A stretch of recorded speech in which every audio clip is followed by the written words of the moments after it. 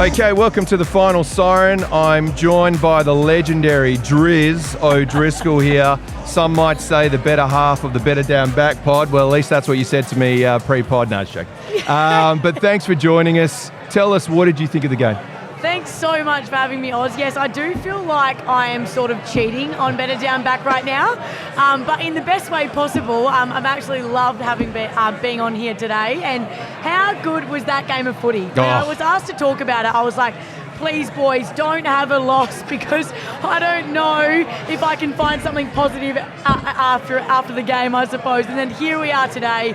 We've absolutely smacked Melbourne. We've absolutely smacked the clearances as well. It ended up being, I think, in the 43 to 14. Yeah. So the boys, the mids got to work. It was unreal. And our forwards as well, they just seem to be out the back every single time. It's really exciting footy to watch, and I suppose what a better game to do it than the Starlight game. The energy off field in the crowd with these supporting these sick kids really translated on field as well. So it was awesome to watch. Yeah, look, absolutely. And touching on the Starlight game, obviously what we do really well is look after the community.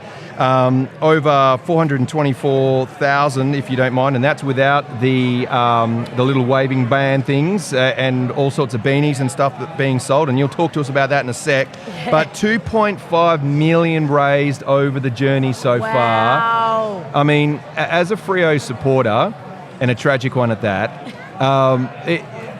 there's moments where you just go, we're so proud of what the club does, and you can lose sight of that in the heat of watching a game, and whether you win or whether you lose, sometimes you lose sight of the bigger picture. And when you get around such an occasion, you realise how important the reach of footy is outside of the community. What are your thoughts on that?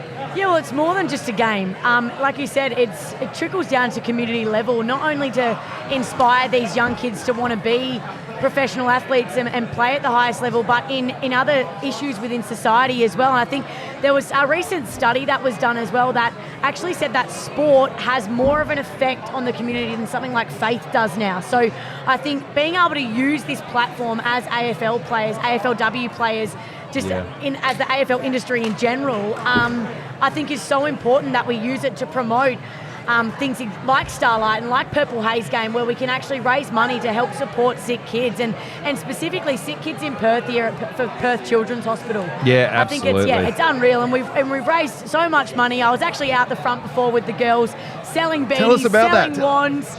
Oh, it was unbelievable to just see the support from the public.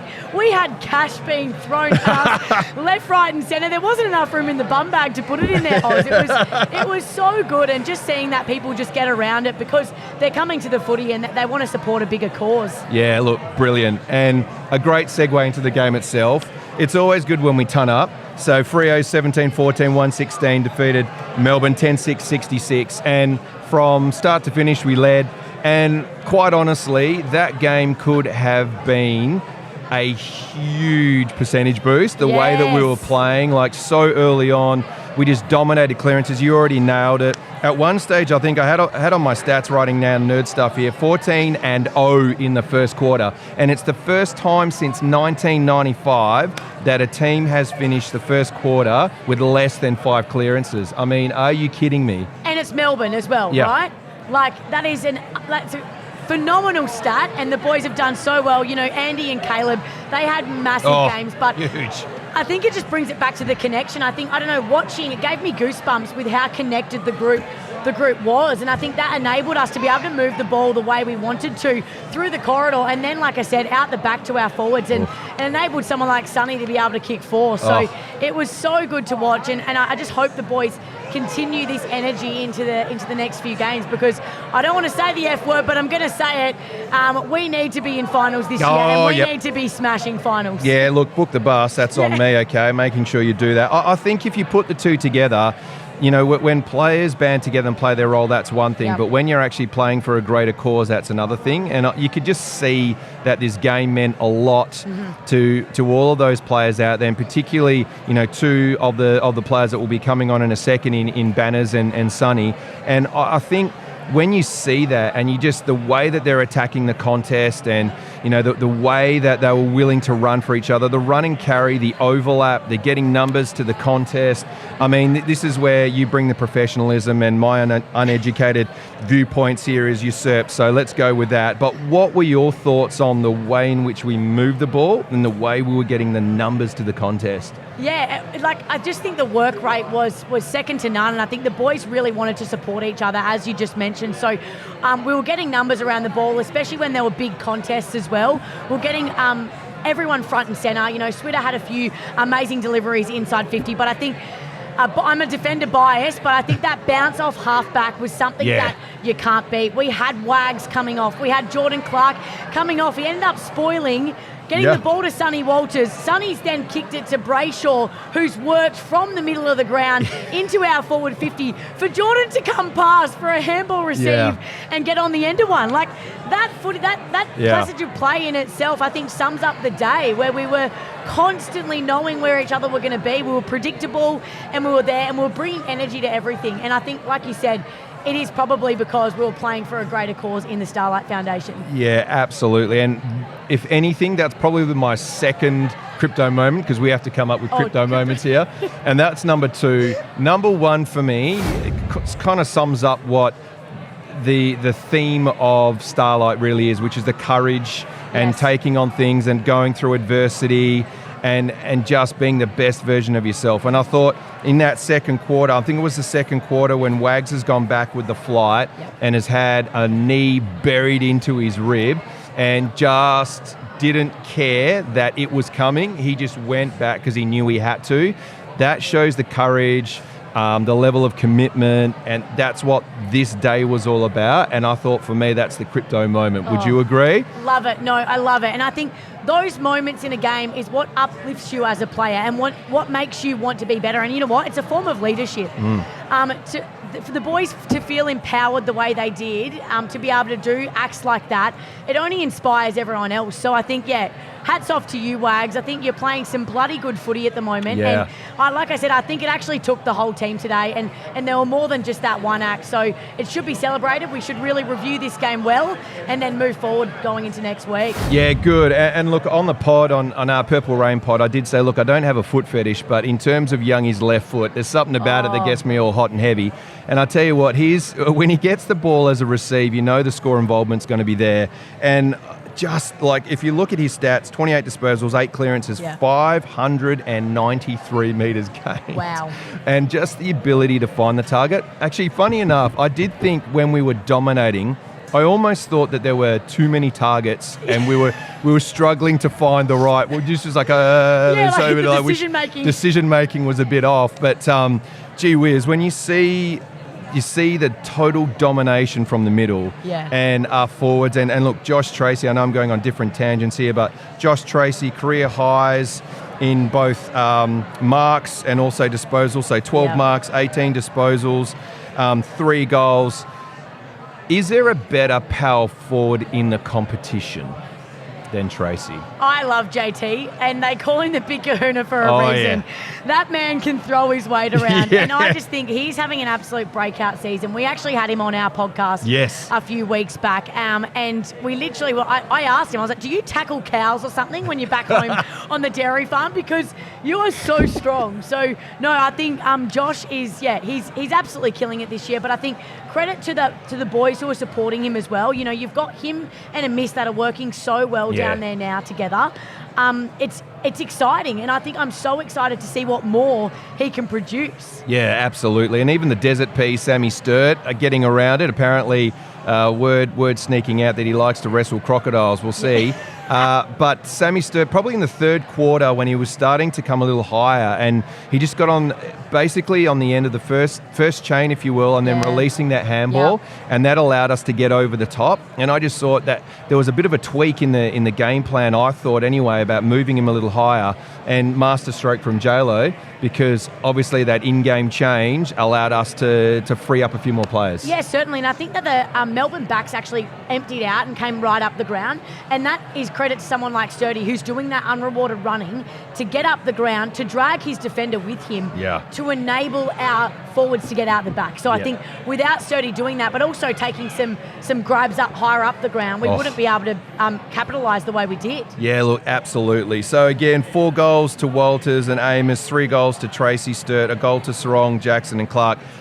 Doesn't your partner like to get around a celebration when he kicks the old goal, second goal, but he does love getting around it. And look, I think you need to remind him of it because he loves getting around a good old celebration. It was actually so funny. When Jordan was going in for the goal, I feel like he hesitated a little bit. He didn't know whether to handball it over the top to burnt Jai.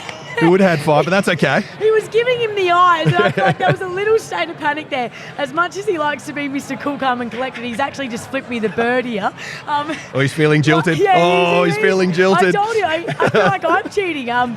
He flipped me the bird there, but I feel like he hesitated for a second, and then he's got it on the snap, and then he's ran around the boundary, pointing the finger up like, I've just absolutely done this for my team here, and I've come from almost the half-back flank. So well done, Jord. He is exciting to watch, and I will pump him up for it because I do give him a lot of slack throughout the week. So it's great. But look, I think going back to the idea of defenders, and look, I love defenders. I think that's where everything's built.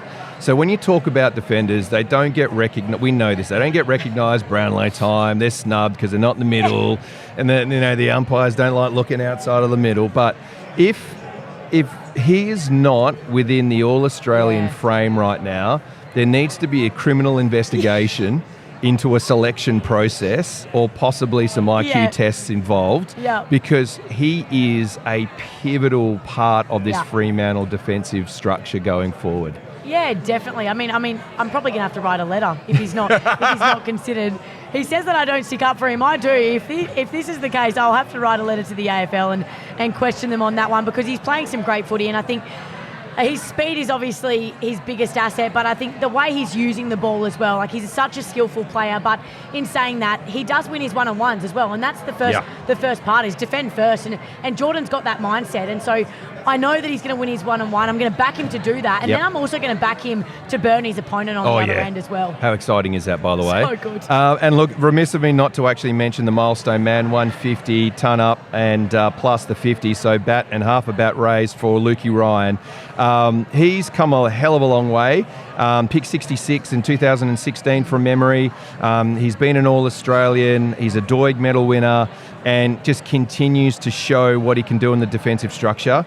Okay, a nuance of the game that I love is his body spoils. Yeah. Oh my God. He is elite with the body spoil and just manages to move his defender under the ball and allows him to take that intercept mark. How hard is it to do that? Well, I was just about to say, he makes it look so easy. Like, for me, I hate body work. I hate it. It's hard.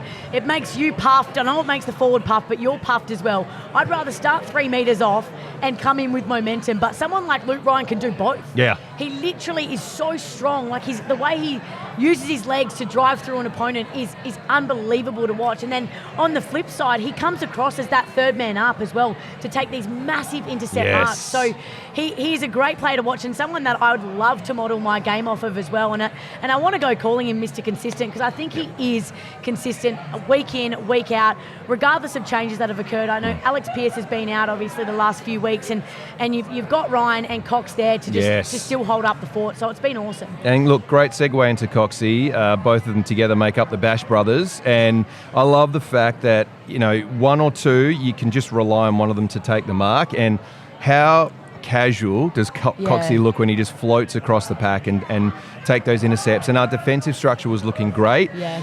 Look, hand on heart, was a little wary when the old moose came off there, and the wilderness is in mourning. We'll see what happens, and let's hope he's okay. So, hashtag prayers up for the big moose. But that defensive structure, especially when you've got Coxie, you got Ryan, you got Pearce, they're the 3 pillars right there. And then, like you said before, you've got the ability of our halfbacks to run and carry and take it on, and Brandon Walker, or the Don, very handsome man, loves to take it on as well. And I think with Wags too, that defensive structure, I would argue, Unbeatable. would have to be in at least the top 3, if not the best defensive structure. And that is kind of biased. I'm a Freo man. Biased. But, I mean, really, is there another defence that's so complete, do you think? No, I think we've got it all. Yeah. We've got a bit of X Factor in X Brandon Factor. Walker. You just mentioned that. Yeah, got looks. Yeah, the looks, of course. We've then got Wags and Jordan with that speed and pace and bounce off the halfback, and then knowing that you've got our 3 big pillars back there to cover and win those one-on-ones against those key opposition forwards. Yeah. It is unbeatable. I'm going to throw it out there. It's unbeatable, and it's great to see how they adapt to change as well. So, like I said, fingers crossed there's nothing too hectic going on with Moose and he's back out there next week. Yes. But I think regardless, we need to have trust in our players to get the job done.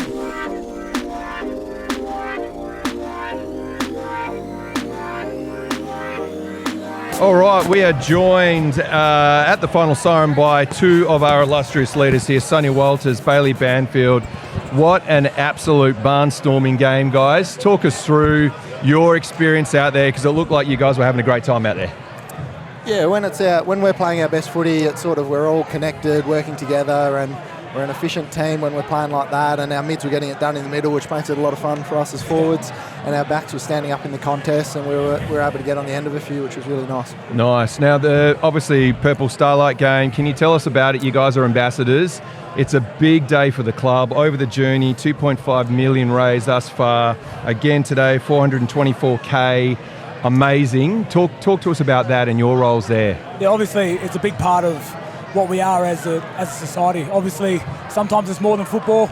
Everyone loves football. It's a platform where we can go out and we can celebrate these sort of things. But as you said, it's Starlight. Starlight's a massive thing for this football club. It's a massive thing for the young kids involved, but also their families as well. So for us, ambassadors go and see these kids in hospital and bring a smile to their face, not only their face but the families as well.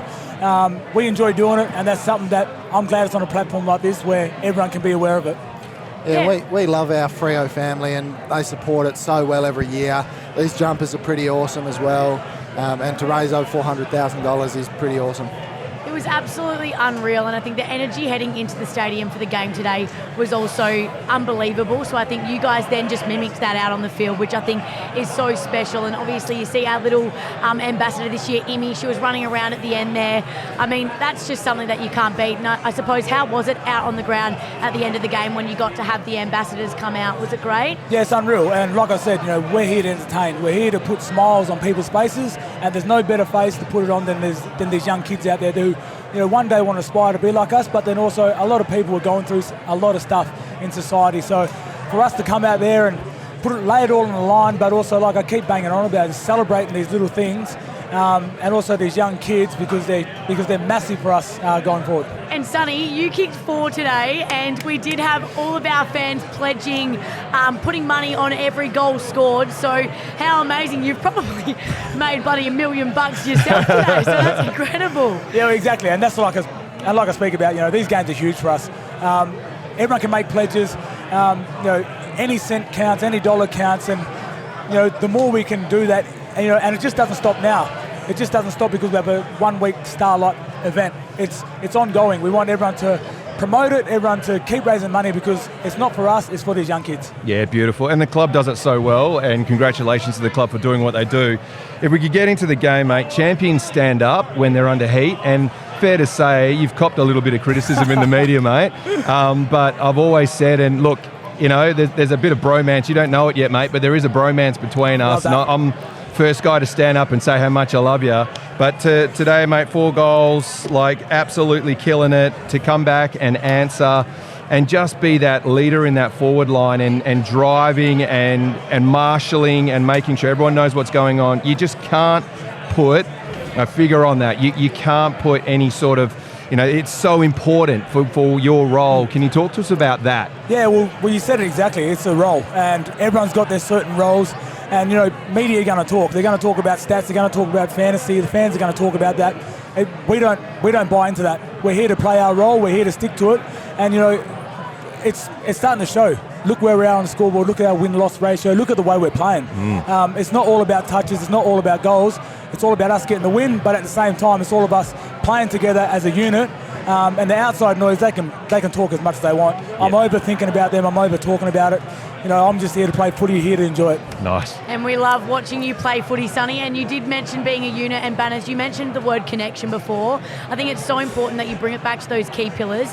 I suppose coming out of a loss last week against Hawthorn, how did you guys bring it back together in the week to then be able to go out there today and do what you did? Yeah, well, we talk about scoring together as a unit. So it's JT handballing over the top to Jai, giving it to blokes in better positions to have good shots on goal. And as Sonny said, it's not about who kicks the goals or who finishes off, who gets all the touches, contested marks. It's about doing it together and putting each other in positions to succeed. And that's when we're at our best as a footy club, at our best as a line as well, as definitely. a forward line. And that's when we have the most fun playing footy as well, which is the big part as well. Yeah, and look, Sonny touched on it. Like when the Freo club as a whole play their roles, like we're undefeated. It's really hard to beat us. Like we're one of those teams that if everyone plays their role, you ain't going to beat the Fremantle Football Club. And for your fourth mate, just so happens you have to give him the assist, so thanks for that.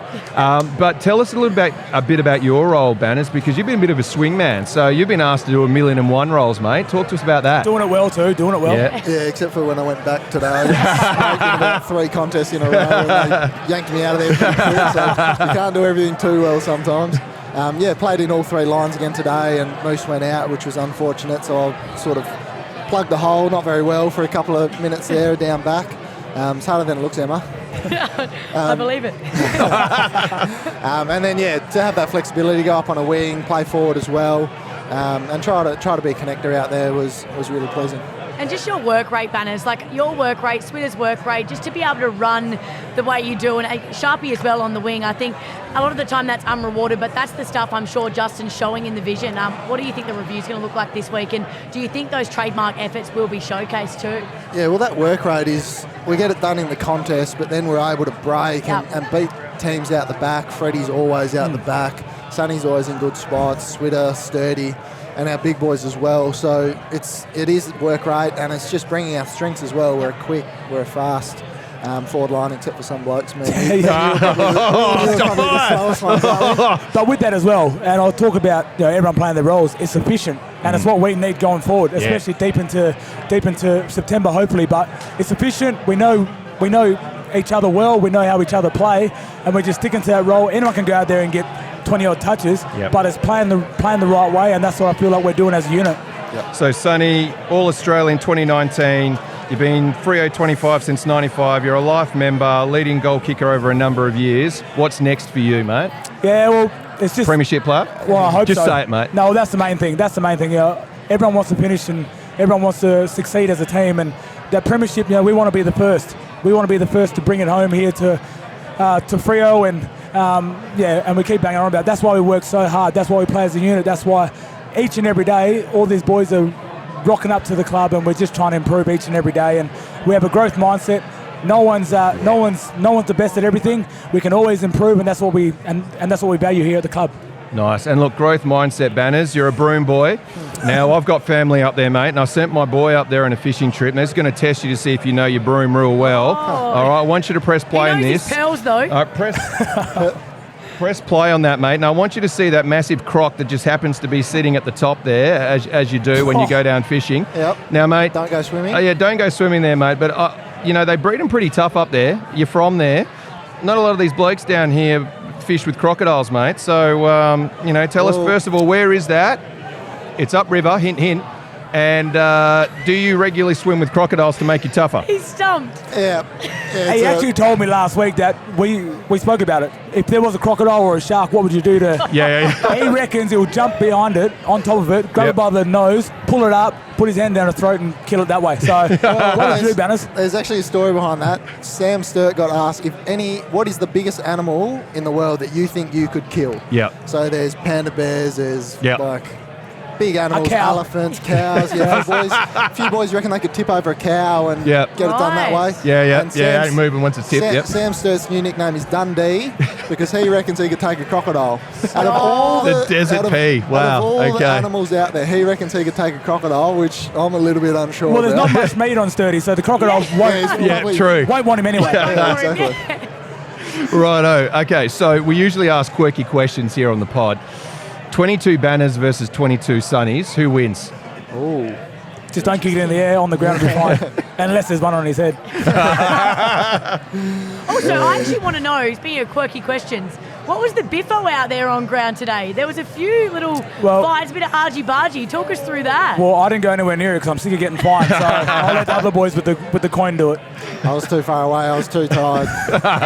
Couldn't get there. They're not buying into it. It's not part of their role, so they're like, we'll leave it to the big boys. Exactly. Look, Sonny and Banners, fantastic game, special occasion. It's just one of those things as a Freo supporter, everyone gets around it, and we're just so proud of what the club does, not just on the field, but off the field as well and in the community. And you've touched on it so well. The way in which footy can touch the hearts of community outside of footy and make the lives of these kids a lot better. You guys should be proud of that, and thanks for what you do. More importantly, thanks for coming on the pod. But yeah, thanks for what you do, guys, and keep doing it because it's just one of those beacons for us as supporters to get around. Thanks, mate. We appreciate it. No worries. Thanks for having us. Guys are amazing. And I guess that's a nice way to segue and wrap up. And another great performance by the boys, and we're really hoping that the we can say the F word, finals. Yeah. The finals push realistically there. If Sydney had have just kept their end of the bargain right at the end of the game, we'd be sitting number 2 right now. Thanks for nothing. But as we speak, the Kangas are actually up against Carlton. Yeah, it's just like that, I tell you what. But book the bus if you're interested out there, just giving you some advice. But, Freo Dockers, fantastic performance. We've got a home game, another home game coming up. We've got the Eagles coming up. We've got games against GWS. We've got Port Adelaide coming up and also Geelong.